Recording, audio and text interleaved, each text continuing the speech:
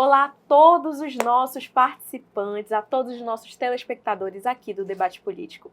Esse debate, estou aqui com você, nosso telespectador, com uma presença muito especial do secretário da Casa Civil. Seja bem-vindo, Flávio Antoni. Como é que você está? Obrigado, Letícia. Obrigado a todos os telespectadores. Estou bem, estou preparado e disposto. Olha, Flávio, eu fico muito feliz com a sua participação. Aqui o Debate Político, essa edição principalmente, nós estamos recebendo várias figuras importantíssimas, né, aqui para o nosso Amazonas. Mas antes da gente começar a conversar melhor, tanto eu quanto o nosso telespectador quer saber quem é você? Quem é o Flávio Antoni Filho? Manauara, pai da Sofia e do Flávio Neto, casado com a Camila, formado em Direito, advogado, e procuro ser um pai exemplar, um filho amoroso, carinhoso com os meus pais e alguém que teve a sua vida forjada dentro da legalidade e alguém que sempre buscou não atropelar ninguém e não pisar em cima de ninguém para alcançar o seu espaço. Olha, dentro desse processo e da nossa entrevista aqui, que o programa é um debate, mas eu gosto muito mais de falar que é uma conversa, para te conhecer e o nosso público também, eu quero saber como foi o teu processo profissional, que você já atuou, onde já atuou e, além disso, hoje, como é o seu trabalho na Casa Civil? Comecei a trabalhar com direito muito cedo, né? O meu pai é um advogado, procurador do Estado aposentado, e com 17 anos eu já frequentava o escritório de advocacia, logo após passar no vestibular, e permaneci ininterruptamente nessa atividade após me formar, me pós-graduar, até ingressar na chefia do jurídico da Secretaria Municipal de Infraestrutura, na gestão do então prefeito Arthur Virgílio Neto. E aí lá eu fiquei até 2018, onde eu fui convidado para compor os quadros do então eleito governador Wilson Lima para presidir a Agência de Desenvolvimento Sustentável do Estado. Permaneci um ano lá e em maio de 2020, o governador me fez o convite para assumir a Casa Civil e eu estou lá até hoje. E hoje, quais são os principais desafios que a Casa Civil ela enfrenta? A Casa Civil ela é o coração, o centro nervoso ali do governo, né? Todas as questões legislativas, todas as questões de assessoramento, não apenas do governador, como de todos os outros secretários, passam pela Casa Civil. Nós temos uma equipe fantástica. O governador Wilson sempre diz que ninguém faz nada sozinho e na Casa Civil não seria diferente. Ela é parte de uma engrenagem que é o governo do Estado. Ela é parte de um todo.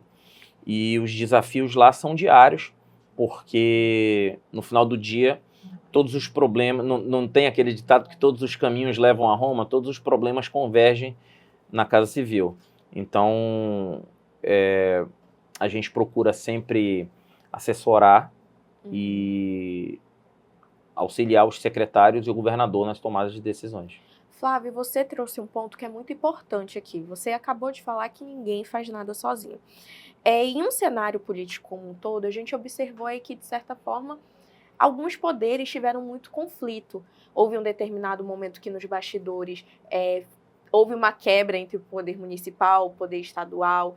Tiveram várias demandas que sinalizaram esse tipo de situação. Você tem um cargo muito estratégico. Como é que funciona a questão de buscar, né, de certa forma, trazer alinhamento, tanto entre o poder executivo, legislativo, judiciário? Eu só sei fazer de uma forma, dialogando. Porque quando você não faz política, Letícia, você faz guerra. Então, a política ela é a arte do diálogo. A gente procura dialogar sempre com todos os poderes, com todas as esferas, com todas as instituições. Se você me perguntar qual é o principal legado da gestão Wilson Lima para a política do Amazonas, eu te diria que é a capacidade de dialogar com todas as esferas, com todas as classes de uma maneira republicana e sempre sem querer se sobrepor aos demais poderes. Uhum. Perfeito.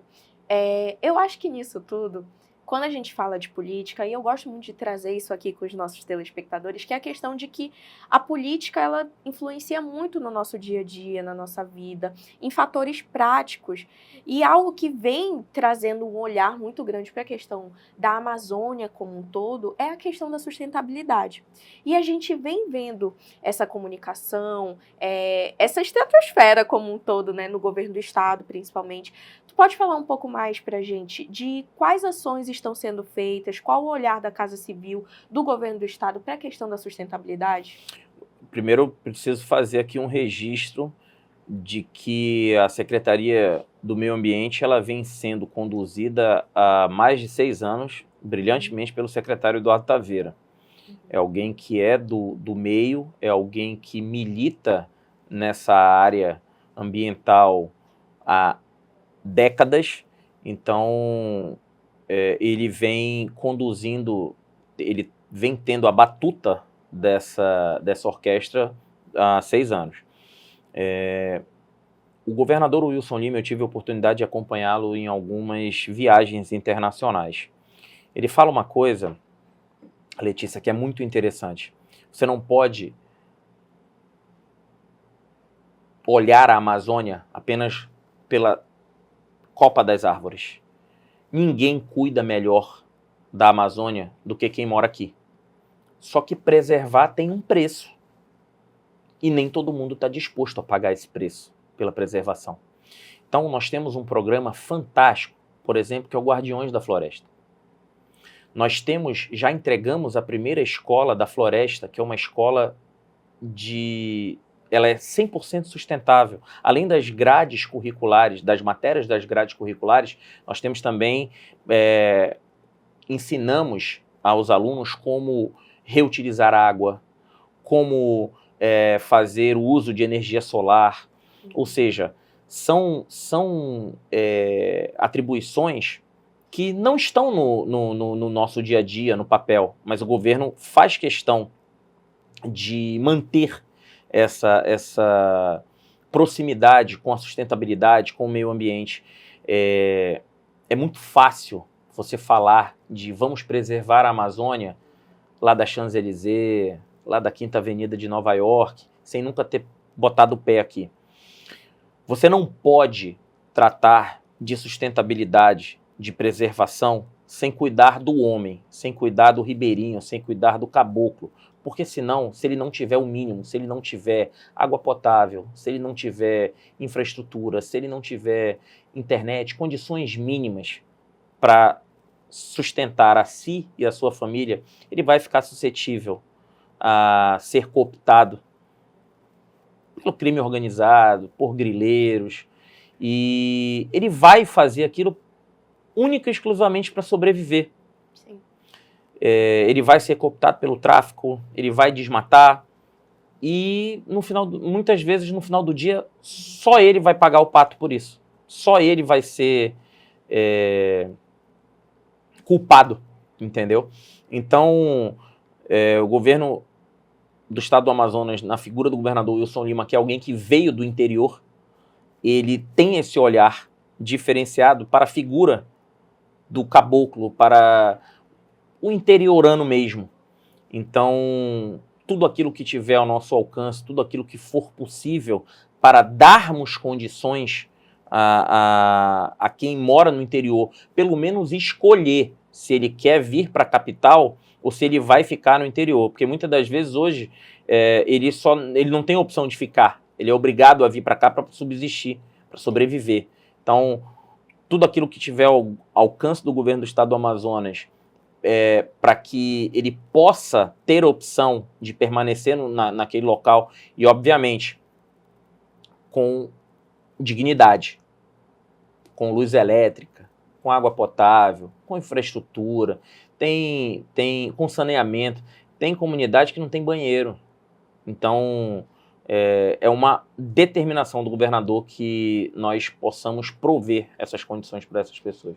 2026 é logo ali, tem eleição, nós sabemos disso, mas ainda tem um mandato, né, a ser finalizado. E em vista disso, nós queremos saber, em relação à questão de desmatamento ilegal, existe algum tipo de parceria com outros países, outros parceiros de uma forma como um todo, seja privado ou não, em relação que esteja visando um investimento para esse combate? Eu convido a você e a sua equipe para ir lá no IPAAN, o centro de georreferenciamento que nós temos lá, os satélites que nós temos dentro do IPAAN. O Amazonas possui, Letícia, 97% da sua floresta preservada. E dentro desses 3% que sobram, ainda tem as áreas antropizadas. Sim. Então, nós temos muita preservação. Os nossos números, às vezes você vê assim, desmatamento no estado X caiu tantos por cento, mas quanto ele vinha desmatando antes? Então, é uma pauta que está muito em voga nesse momento. Nós temos a COP30 batendo as portas. Então, as políticas públicas de preservação ambiental, elas precisam avançar com responsabilidade. Você não pode proibir o avanço, porque eu volto ao que eu disse anteriormente. É muito fácil você, que nunca pisou aqui, falar em preservação enquanto você está num estágio de desenvolvimento econômico avançadíssimo e num estágio de desenvolvimento ambiental degradadíssimo. E nós temos aqui o pulmão do mundo? Temos. Temos 97% das nossas florestas preservadas? Temos. Mas a gente também tem direito de avançar e a gente também tem direito de sobreviver. Então, a gente tem buscado parcerias com a Noruega, a gente tem buscado parcerias com a Alemanha, e o PNUD tem sido um parceiraço nosso. Tivemos na sede do PNUD em Nova York, junto com o governador Wilson. Então, tudo aquilo que tem sido possível para preservar e, ao mesmo tempo, avançar, nós estamos correndo contra o tempo. Veja, BR-319, ninguém pede para se desmatar 1 hectare de floresta que seja. O que se pede é para tirar o Amazonas do isolamento e pavimentar uma rodovia que já existe. Você proibir que o avanço chegue na sua população chega a ser desumano. Isso precisa ser dito, isso precisa ser enfrentado em algum momento. Então, o governador Wilson Lima tem dado declarações públicas sobre isso, e eu sempre digo que os comandantes refletem o seu comandante, os comandados refletem o seu comandante. Né? Então, nós temos essa pauta ambiental, sim, de preservação, sim, mas de avanço dentro da responsabilidade e dentro, com toda obediência ao arcabouço jurídico. Você, de certa forma, é um agente político, e dentro disso, que faz, inclusive, parte do grupo do governador Wilson Lima, quais as prioridades que você vê para o estado do Amazonas, hoje?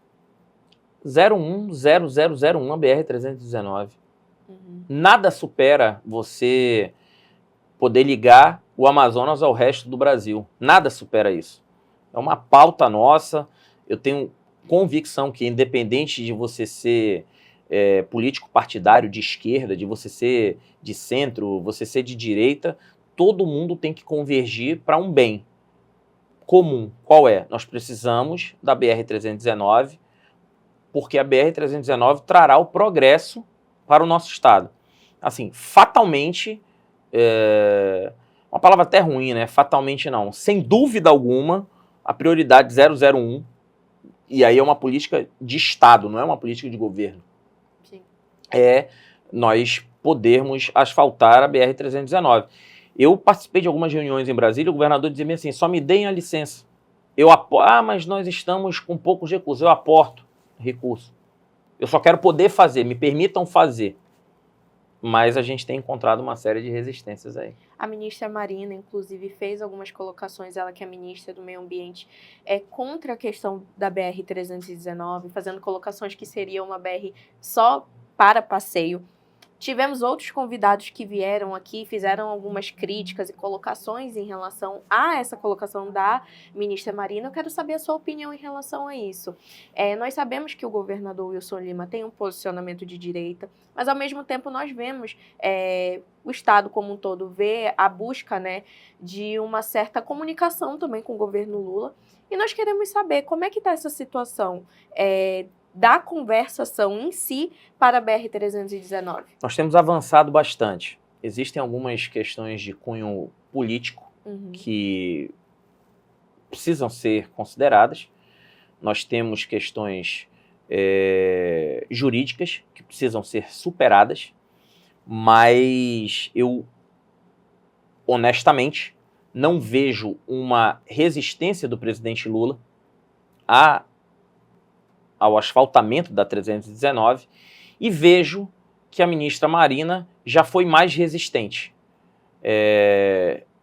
Hoje eu não percebo tanta resistência da ministra e, com todo o respeito do mundo a quem pensar diferente, eu não tenho nenhuma pretensão da verdade, mas eu vejo que nós avançamos muito. Vejo que a política é a arte da conversa, do diálogo, e o governador sempre foi alguém que prezou pelo diálogo. Então eu vejo que hoje, mais longe nós já estivemos. Se nós vamos conseguir pavimentar ou recuperar, melhor dizendo, a 319 até o final do mandato do governador, já são outros 500, mas que os avanços estão acontecendo, estão acontecendo. Olha, você falou uma coisa que é a questão da política como um todo, que é necessário a comunicação, a avaliação das pessoas. E agora nós vamos entrar num quadro muito legal, que eu particularmente acho, os nossos telespectadores também, que é o jogo das cartas. Aqui no jogo das cartas tem alguns personagens políticos que vão sair e eu gostaria que você desse a sua opinião, não só enquanto gestor, enquanto um agente político, mas enquanto cidadão. Pode tirar primeiro. Governador Wilson Lima. Qual a sua? Parece até, né? É o acaso do destino. Vai parecer que foi combinado, né? Exato. Mas eu quero saber a sua opinião enquanto a gestão do governador Wilson Lima de 0 a 10 e o que você acha do trabalho dele.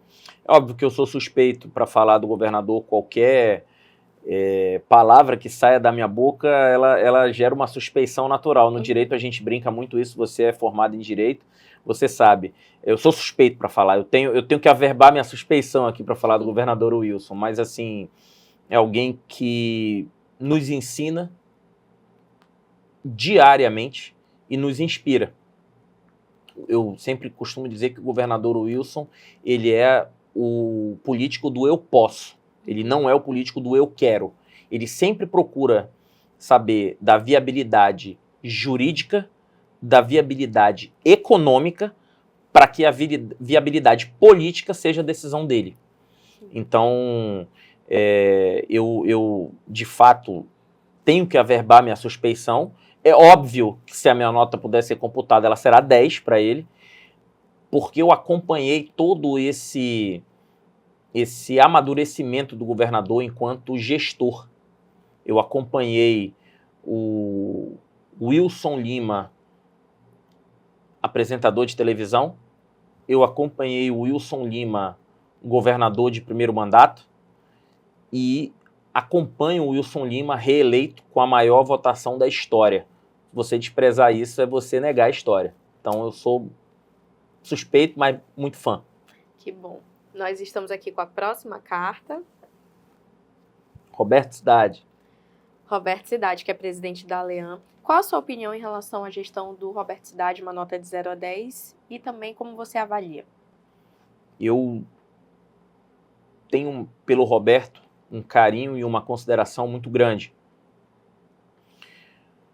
Na primeira eleição do Roberto, eu já era o chefe da Casa Civil do governador Wilson. E houve, se você recordar, houve uma divergência ali de interesses e o Roberto Cidade foi eleito com apoio de 16 deputados àquela altura, antecipando uma eleição, e foi uma eleição um pouco controversa. do ponto de vista político. Do ponto de vista jurídico, ela foi julgada válida. E hoje eu percebo que o que a Assembleia e o que o Amazonas precisava para aquele momento, Letícia, era pacificação. Havia um tensionamento muito grande entre executivo e legislativo. E o Roberto veio e pacificou. Tanto pacificou que se encontra no cargo de presidente da Assembleia até hoje.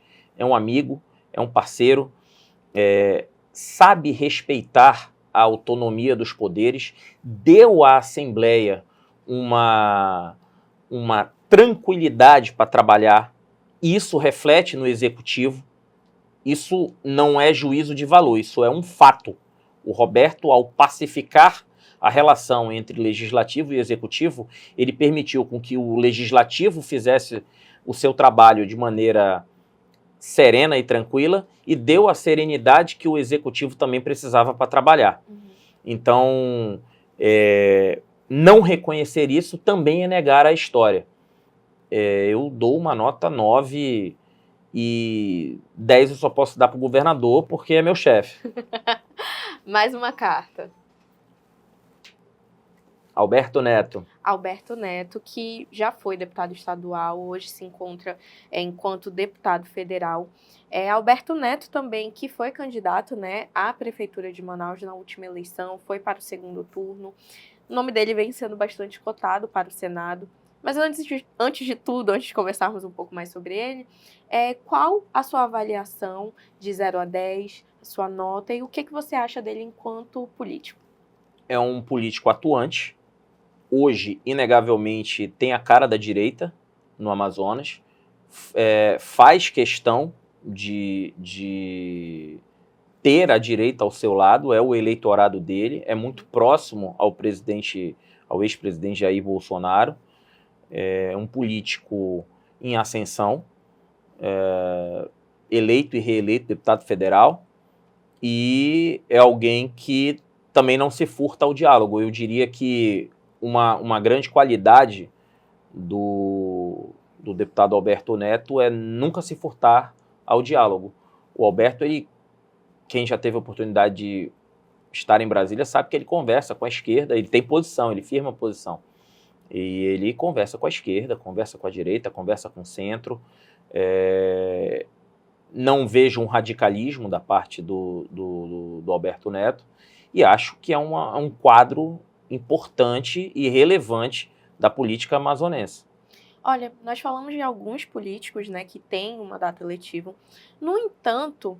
Nota 9 também para ele, tá? Só para não me furtar da sua avaliação, da avaliação, né? Nota 9 também. Perfeito. Então, para os nossos telespectadores que estão aí acompanhando, tivemos, né, boas avaliações até então em relação aos políticos que vieram aqui. E é muito importante que a gente tenha essa comunicação de você, enquanto um dos gestores, avaliar um pouco mais para trazer alguns pontos de análise, né? A gente brinca que aqui no Convergente a gente trabalha com ponto em comum da política. Então, às vezes, a gente tem uma opinião, mas quando vem uma outra pessoa e traz um outro ponto, a gente consegue modificar, né? E todo dia a gente aprende um pouco, conversando, entendendo, ouvindo. Isso eu acho muito importante. Parabéns. Olha, a gente agradece muito e também agradece a sua participação. Mas, antes de tudo, a gente vai entrar aqui numa área que eu gosto muito, que é quando a gente fala um pouco dos bastidores da política. Particularmente, eu brinco aqui com nossos telespectadores que eu adoro uma fofoca. E dentro dessas fofocas, uma que chegou aqui no meu ouvido é que o seu nome está extremamente cotado para várias coisas. Ano que vem é eleição, nós temos aí o seu nome bastante cotado, né, para vir candidato a algum cargo. Mas, antes disso, nós temos uma eleição para o 5º Constitucional, que, para quem não sabe aqui, é uma campanha, de certa forma, né, vamos dizer assim, de uma forma muito mais simples, que permite que advogados se tornem desembargadores. E o seu nome está extremamente cotado. Eu quero saber, você tem um interesse em participar? Você já está pleiteando aí alguma campanha? Já tem algum carro-chefe? Como é que está essa situação? Eu acho que a gente tem que tomar cuidado para não colocar a carroça na frente dos bois. E existe um desembargador que está no cargo hoje. Essa vaga, aos telespectadores que estão nos acompanhando. Eu agradeço, sensibilizado, ser lembrado, ter meu nome cogitado para isso, mas o desembargador Domingos Jorge Chalub Pereira, eu tenho dito isso com uma certa frequência, ele ainda se encontra no cargo. Qualquer antecipação a essa pretensa saída dele é um desrespeito com o próprio desembargador, que volta a tratar de fatos. É alguém que representa até hoje a advocacia dentro do tribunal. É um advogado dentro da magistratura. Isso você pode perguntar para qualquer advogado que milita na justiça amazonense, ele sabe. O desembargador Chalub, por exemplo, ele não tem porta no gabinete dele, porque ele acha que entre o juiz e o advogado você não precisa ter porta. Então, essa vaga não é para agora, acho que é algo muito prematuro, e eu agradeço a lembrança do meu nome em relação a isso. E em relação à eleição 2026, você, de certa forma, até quando contou um pouco da sua trajetória aqui, sempre foi muito voltada à questão da advocacia, né? Trouxe uma trajetória acadêmica, jurídica muito extensa, mas existe a possibilidade de você aí concorrer para um cargo eletivo ou não? É descartado? Você sabe por que que eu acho que eu estou há tanto tempo como chefe da Casa Civil? Porque eu nunca tive nenhuma pretensão política. Então, eu creio que os agentes políticos de mandato eletivo, eles não me enxergam como uma ameaça. Eu sempre tive um papel muito mais técnico do que um papel político. Então, eu talvez não conseguisse desempenhar, muito embora goste da política, muito embora seja um agente político, como você mesmo colocou no início, eu talvez não conseguisse desempenhar com desenvoltura um mandato eletivo. A política tem as suas nuances, que são fascinantes, mas eu prefiro 1000 vezes ficar nos bastidores e do lado técnico da coisa.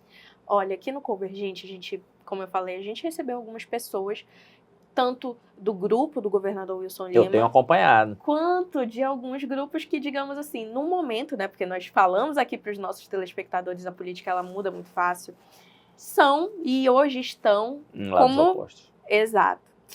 Nessa situação, algumas pessoas fizeram colocações de que o governador terminaria o mandato, outras que ele se candidataria ao Senado, outras falaram de possíveis alianças e apoios.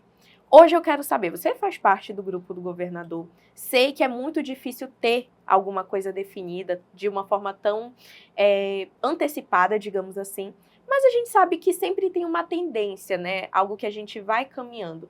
Hoje o governador, ele já tem um posicionamento, ele pretende terminar o mandato, pretende se candidatar para o Senado, como é que está essa situação? Eu acho que o governador Wilson Lima é um agente natural desse processo, seja para concorrer a uma das 2 vagas que irão ser postas na eleição de outubro do ano que vem, seja para comandar o Estado até o final do seu mandato. Não há essa definição, eu acredito que seja muito cedo para se antecipar essa discussão também, mas uma coisa eu tenho absoluta convicção. Ele é um agente natural desse processo, seja para ficar na cadeira até o final, seja para sair e disputar uma vaga ao Senado. Eu prefiro que essa resposta seja dada por ele.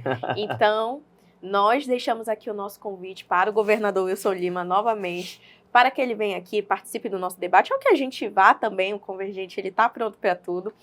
E, além disso, nós queremos saber, já vieram aqui alguns participantes que estão se colocando à disposição para o cargo de governo, que querem participar do pleito em 2026. Nessa situação, grupo, ele já tem uma sinalização de um apoio ou ainda está rolando as conversações? Está muito numa fase embrionária. A gente não sabe se ele vai ser candidato ao Senado, a gente não sabe se ele vai ficar até o final do mandato. Então, está na hora de conversar.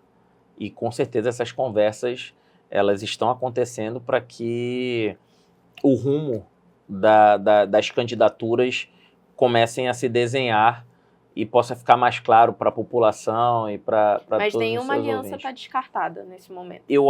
Se eu falei para você no início que quem não faz política faz guerra e que a política é a arte do diálogo, tem que conversar com todo mundo. E pode ter gente que saiba conversar com todo mundo igual o governador Wilson, mais que ele eu acho pouco provável. Ele consegue...